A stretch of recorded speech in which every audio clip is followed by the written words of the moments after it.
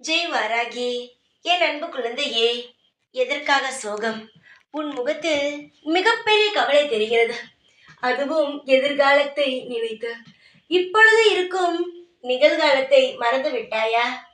எப்பொழுதுமே நிகழ்காலத்தில் இருக்கும் விஷயத்தை பாருங்கள்.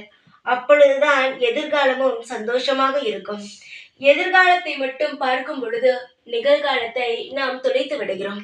நிகழ்காலத்தை துளைத்தால் எதிர்காலம் எப்படி நிம்மதியாக இருக்கும்? அதுவும் ஒரு பக்கம் தொலைந்துதானே போகும்.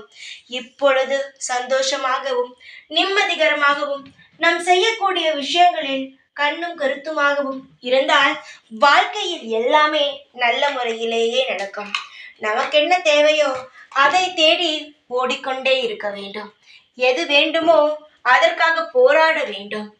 அதையெல்லாம் விட்டுவிட்டு பயந்து பயந்து வாழ்க்கையில் என்ன செய்ய போகிறோம் என்று தெரியவில்லை என்று சொல்லி சொல்லி பாதி நாளை வீணாகவே ஆக்கிவிடுகிறோம். தங்கமே, உனக்காக தான் சொல்கிறேன். நீதானே எதிர்காலத்தை நினைத்து கவலைப்பட்டு கொண்டிருக்கிறாய். இப்பொழுது வாழ். நிச்சயமாக இப்பொழுது நீ வாழ்ந்தால் எதிர்காலமும் நல்ல முறையில் இருக்கும். இப்பொழுது கவலைப்பட்டால் எதிர்காலமும் எப்படி இருக்கும் என்பதை நீதான் முடிவு செய்ய வேண்டும்.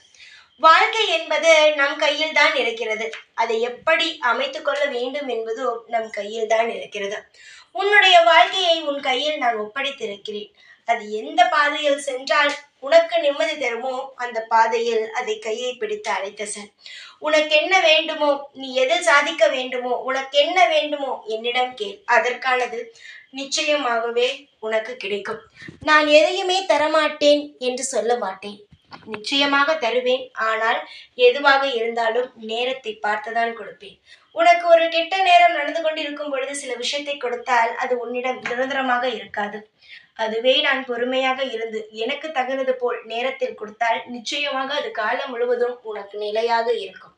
அதை புரிந்து கொள். எதையுமே நினைத்து கவலைப்படாமல் இப்பொழுது வாழ்ந்து கொண்டிருக்கிறாய் பார். அந்த காலத்திற்கு உனக்கு என்ன தேவையோ அதை செய்து கொண்டே இரு. அது நிச்சயமாக வெற்றி பெற்று உன் வாழ்க்கையில் நீ மிகப்பெரிய இடத்திற்கு நல்ல நிலைமைக்கு வருவாய். இந்த வாராகி சொல்வதை நம்பு. உன் வாழ்க்கை மிகப்பெரிய இடத்திற்கு செல்லும். ஜெய் வாராகி.